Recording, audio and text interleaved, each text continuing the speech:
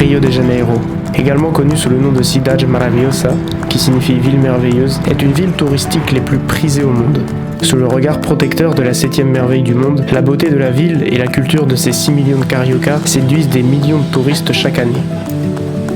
Rio est une ville de tous les contrastes où vous y découvrirez mers et montagnes, richesses et misères, samba et bossa nova qui font de Rio un endroit unique. Également capitale du football mondial, c'est le ballon rond qui m'a donné envie de découvrir cette ville et ce pays.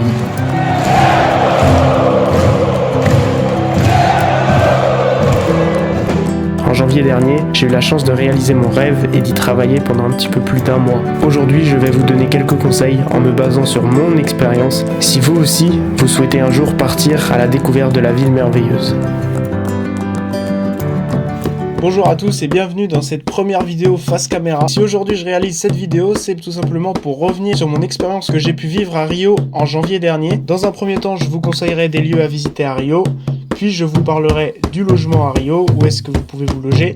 Ensuite, je vous parlerai des déplacements, quel mode de transport utiliser et quel mode de transport à ne pas trop fréquenter. Enfin, je vous parlerai d'un point essentiel et très important, qui sont les détails pour aller à Rio, les formalités et la sécurité à Rio.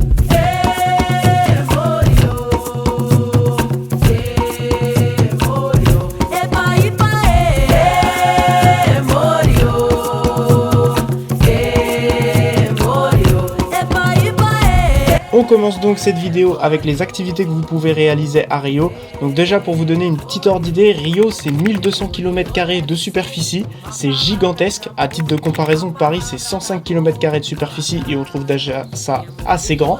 Donc je vous laisse imaginer Rio, c'est juste énorme. Moi j'y suis resté 1 mois et demi, donc évidemment qu'en 1 mois et demi je n'ai pas pu tout voir, pas pu tout faire. Donc là je vais vous recommander 5 lieux qui sont pour moi incontournables si vous allez à Rio. Mais comme je vous l'expliquais, cette liste est extensible, puisque là je vais vous en citer 5, mais évidemment qu'il y a plus de 5 lieux à voir quand vous allez à Rio. Mais là l'objectif de la vidéo n'est pas de détailler chaque lieu incontournable à visiter, mais plutôt de vous en citer quelques-uns. On commence avec le premier qui pour moi est un incontournable si vous allez à Rio, c'est le Christ Rédempteur. Le Christ Rédempteur fait partie des 7 merveilles du monde. Alors comment se rendre à Rio sans passer par le Christ Rédempteur? C'est impossible. Le Christ Rédempteur aujourd'hui a un rôle de bienveillance et de protection et de paix sur les cariocas et sur les Brésiliens. Il y a d'autant plus d'intérêt pour vous Français de visiter le Christ Rédempteur tout simplement parce qu'il y a une petite touche française dans sa construction, je m'explique. Celui qui a dessiné les plans de la statue est Hector da Silva Costa. Mais pour ce qui est des mains et de la tête du Christ, elles ont été sculptées à Paris par un franco-polonais du nom de Paul Landowski.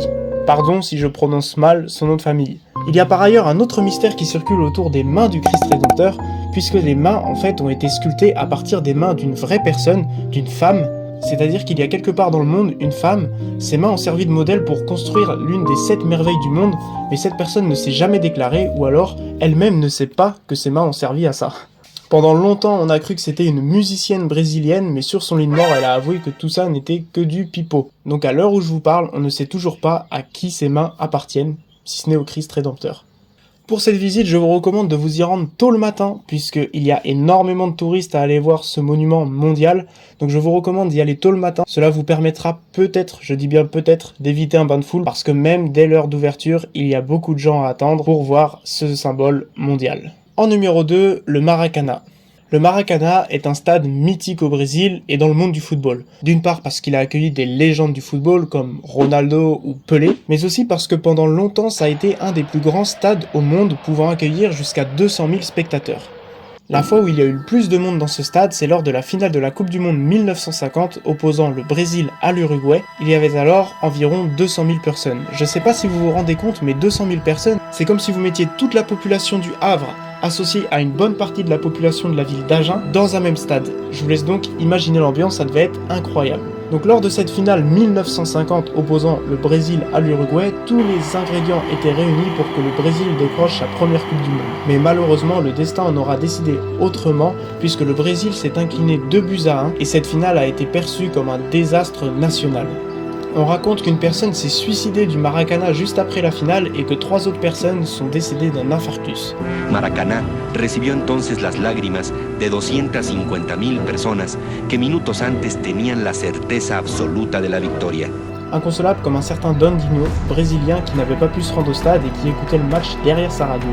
Après la défaite, il était en pleurs, laissant stupéfait son enfant de 9 ans, qui, pour le consoler, lui glissa une petite phrase à l'oreille.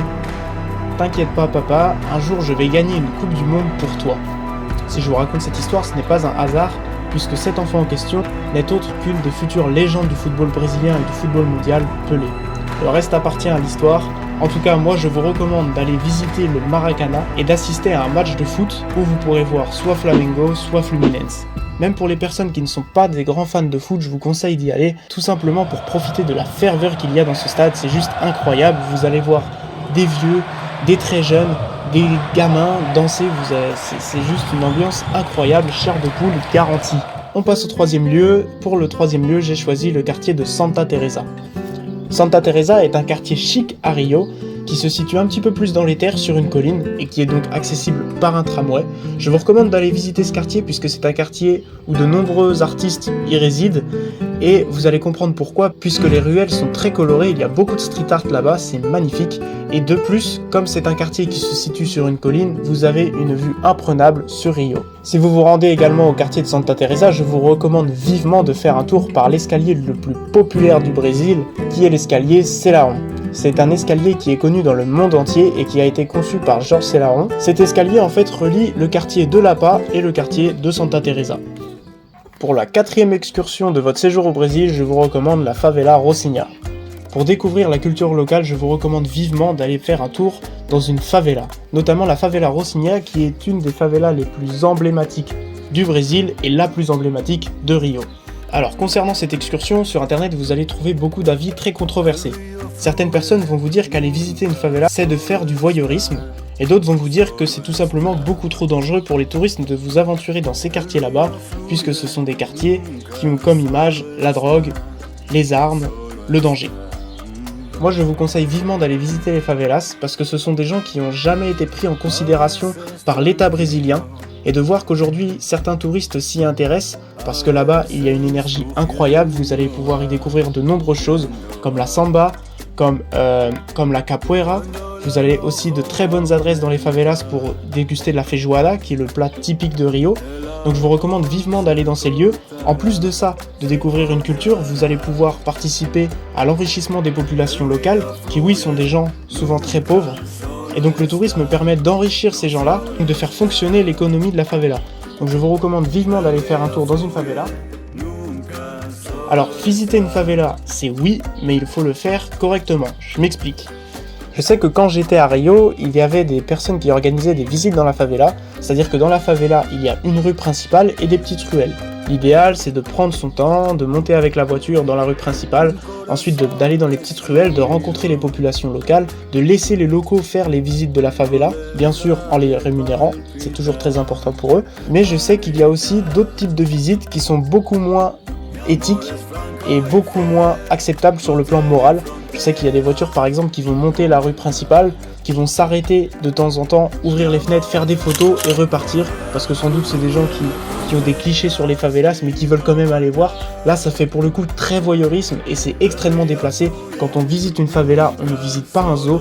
Les gens qui sont dans les favelas ne sont pas des animaux. Donc si vous voulez visiter une favela, moi ce que je vous conseille pour votre sécurité dans un premier temps, c'est de faire appel à un guide qui parle votre langue et le portugais, comme ça il n'y a pas de problème. Ensuite je vous recommande de faire appel à un guide qui lui va inclure les locaux dans son circuit. Moi, lorsque j'étais en stage, l'agence d'excursion dans laquelle j'étais nous emmenait dans la favelas et ensuite c'était un habitant de la favela qui faisait le tour de la favela, qui expliquait l'histoire, comment ça se passe avec les gangs, etc. Évidemment, cette personne était rémunérée et je pense que c'est la meilleure manière de visiter une favela aujourd'hui. Donc visiter une favela, oui, mais il faut le faire correctement et avec de bonnes intentions. Numéro 5 à présent, les plages. Les plages, c'est ce qui fait l'image de Rio. Moi, je vais vous recommander les plages de Copacabana et Ipanema parce que ce sont les deux plages que j'ai fréquentées durant mon stage. Après, il y a énormément d'autres plages à Rio à voir qui sont tout autant incroyables que Copacabana et Ipanema. Mais si je vous cite ces deux plages, c'est parce que ce sont tout simplement les plages où il y a le plus de touristes, où vous allez voir des gens jouer au foot, vous allez voir beaucoup de sportifs, vous allez voir des gens faire des sports de raquettes, des joggers, etc. Et vous allez voir également des vendeurs ambulants qui vont sûrement vous proposer de la nourriture. Je vous conseille d'accepter puisque ce qu'ils proposent c'est juste délicieux. Je pense notamment à la glace à l'açaï. Vous allez voir, c'est incroyable.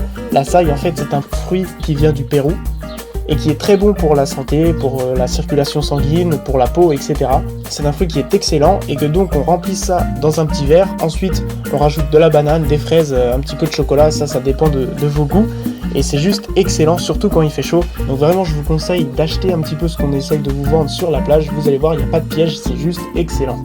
Voilà donc pour mon top 5 des choses à faire à Rio. Évidemment, on aurait pu rajouter énormément de choses. Peut-être que je referai une vidéo plus spécialisée sur ce que vous pouvez faire à Rio en détaillant chaque excursion. En attendant, on va passer au logement.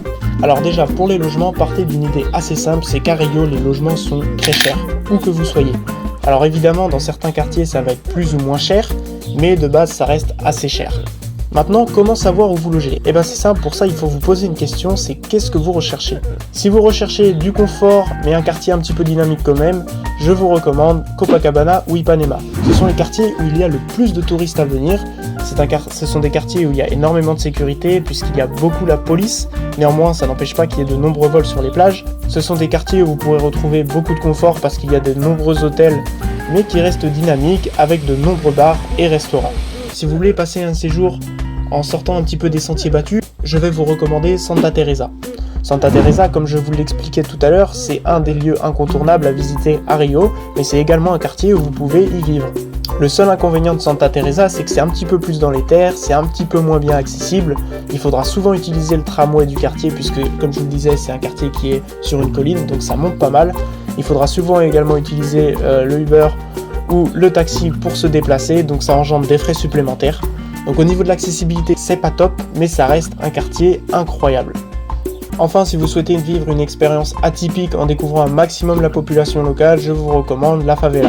Moi, c'est ce que j'ai fait. Pendant 1 mois et demi, j'étais logé dans la favela Pavo Cantagalo. Pour se loger dans une favela, je vais vous recommander par exemple la favela Vidigal, qui est une favela pacifiée au bord de la plage avec des points de vue incroyables sur Rio, où vous pourrez également trouver de nombreux Airbnb. Je vous recommande les Airbnb parce que, encore une fois, ça enrichit les populations locales, les populations qui vivent dans la favela. À présent, comment se déplacer? À Rio, vous pouvez vous déplacer de différentes manières. Moi, ce que je vous recommande, c'est le Uber. Le Uber, c'est simple. Vous installez l'application, c'est safe puisqu'il y a un suivi grâce à l'application et c'est pas très cher, ça reste accessible pour vous les touristes. Ensuite, ce que je vous recommande, c'est le métro. Le métro est un endroit assez safe à Rio, il y a une bonne présence de la police là-bas, donc c'est assez sécurisé. Et en plus, ça dessert plutôt pas mal la ville. Si vous pouvez utiliser le métro, ça serait top. En plus de ça, c'est vraiment pas cher du tout. Ensuite, je vous recommande les taxis. Alors je vous recommande les taxis, mais je vous recommande également de faire très attention avec les taxis, puisque les taxis ont tendance à gonfler les prix dès lors où ils voient que vous êtes un touriste. Donc regardez bien le compteur du taxi, voir combien il a fait de kilomètres, et demandez-lui la fiche à la fin. Si vous voulez, ils ont une fiche avec tant de kilomètres est égal à tel prix. Vous lui demandez de vous montrer, comme ça vous payez ce que vous devez réellement. Il n'y a pas de honte à demander cette fiche, moi je l'ai déjà fait, parce que je sais qu'il y a, et eux-mêmes le savent, il y a beaucoup de chauffeurs de taxi qui aiment bien gonfler les prix dès lors où ils voient des touristes monter dans leur voiture. Enfin, il y a un mode de transport par contre que je vous recommande pas du tout, c'est le bus. Le bus, c'est pas du tout sécurisé, faut faire très attention, donc n'utilisez pas le bus si vous allez à Rio. Enfin, dernier point de cette vidéo, je vais aborder les formalités et la sécurité à Rio. Pour ce qui est des formalités, vous n'avez pas besoin de visa pour aller à Rio si votre séjour est inférieur à 90 jours. Il me semble que c'est l'équivalent d'à peu près 3 mois. Pour les vaccins, il n'y a pas de vaccin obligatoire pour aller à Rio. Néanmoins, je vous recommande de mettre votre carnet de vaccination à jour en vous vaccinant particulièrement contre l'hépatite A, l'hépatite B, contre le paludisme, la fièvre jaune. Je sais plus si c'est pareil le paludisme et la fièvre jaune. Faudrait que je regarde. Mais le paludisme, la fièvre jaune et la méningite également. Donc faites-vous vacciner au moins contre ça. Moi, c'est ce que j'ai fait avant de partir. Ensuite, pour ce qui est de la sécurité à Rio, là c'est pareil, sur internet vous allez trouver différents avis qui sont souvent très controversés. Oui, Rio peut être une ville dangereuse comme Paris peut être une ville dangereuse, comme Madrid peut être une ville dangereuse. Il y a du danger partout aujourd'hui, il faut faire attention. Moi ce que je vous recommande, c'est tout simplement de ne pas attirer l'œil quand vous sortez, éviter de porter des accessoires ou des vêtements de grandes marques.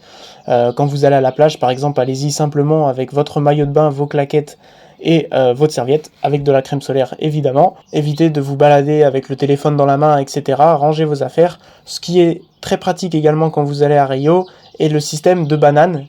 Ça, c'est la banane qui va redonner la banane à la France. Alors pour ceux qui savent pas, une banane ça ressemble un petit peu à ça. C'est pas très esthétique, mais ça se met en dessous les vêtements. Comme ça, si vous vous déplacez à pied dans la ville, je vous recommande de mettre vos accessoires comme le téléphone ou la carte bancaire dans la banane. Vous mettez la banane en dessous vos vêtements, c'est très peu visible. Dans le cas où vous vous faites voler ou attaquer, je vous recommande de tout donner, de n'opposer aucune résistance, car sachez que si vous résistez, là oui, ça devient vraiment dangereux. Si vous ne résistez pas, ils vont vous prendre ce que vous avez, vous allez perdre votre argent, votre téléphone peut-être, mais à côté de votre vie, c'est rien du tout. Donc vraiment, n'opposez aucune résistance et au moins vous aurez la vie sauve. Il ne faut absolument pas se dire je ne vais pas aller à Rio car la sécurité n'est pas top.